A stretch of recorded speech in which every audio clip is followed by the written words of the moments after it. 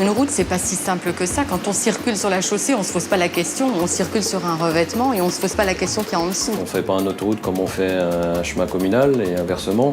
Le schéma est simple, ça reste du bitume, du caillou et des sables.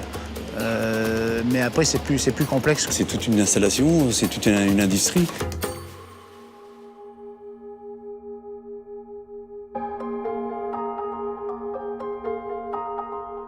Ça, c'est de l'enrobé. C'est ça qu'on appelle de l'enrobé.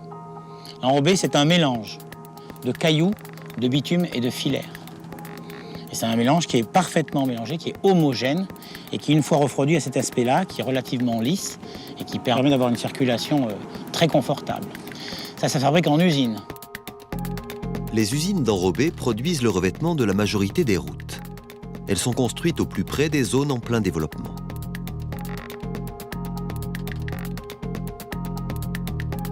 La fabrication de ces enrobés commence par le prédosage des agrégats, des graviers et du sable, qui sont chargés dans des trémies et enfin acheminés par tapis roulant jusqu'au tambour de séchage.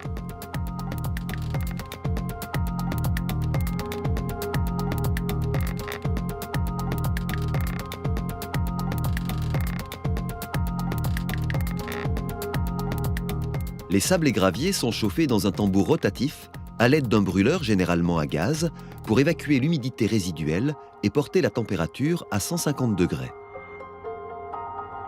Les fumées de combustion sont aspirées dans le tambour, puis traitées dans un filtre dépoussiéreur qui récupère toutes les fines particules. La vapeur d'eau s'échappe alors par la cheminée.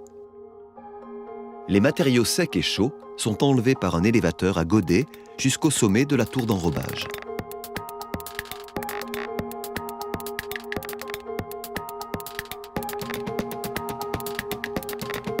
Les équipements de dosage et les bascules déversent les matériaux et le bitume dans le malaxeur qui réalise la gâchée de l'enrobé.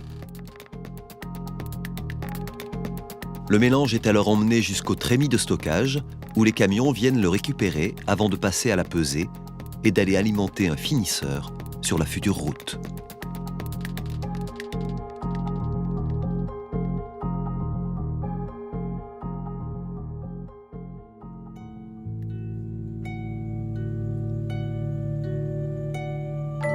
On a des spécialistes ici de l'urbanisme, de l'environnement, de la prévention. On s'est tous mis autour d'une table pour essayer de faire le meilleur projet possible avec tout ça. Ce sont toujours des sujets qui sont extrêmement transverses et qui nécessitent justement l'intégration des savoir-faire des uns et des autres. Je crois que ça, c'est l'intérêt d'un groupe comme le nôtre. On a pratiquement 400 centrales d'enrobage dans le monde et on a acquis une très très grande expérience sur l'outil industriel, à la fois sur le plan technique, quelles sont les meilleures dispositions pour faire des enrobés dans de bonnes conditions, et également quelles sont les meilleures solutions pour bien l'intégrer dans l'environnement.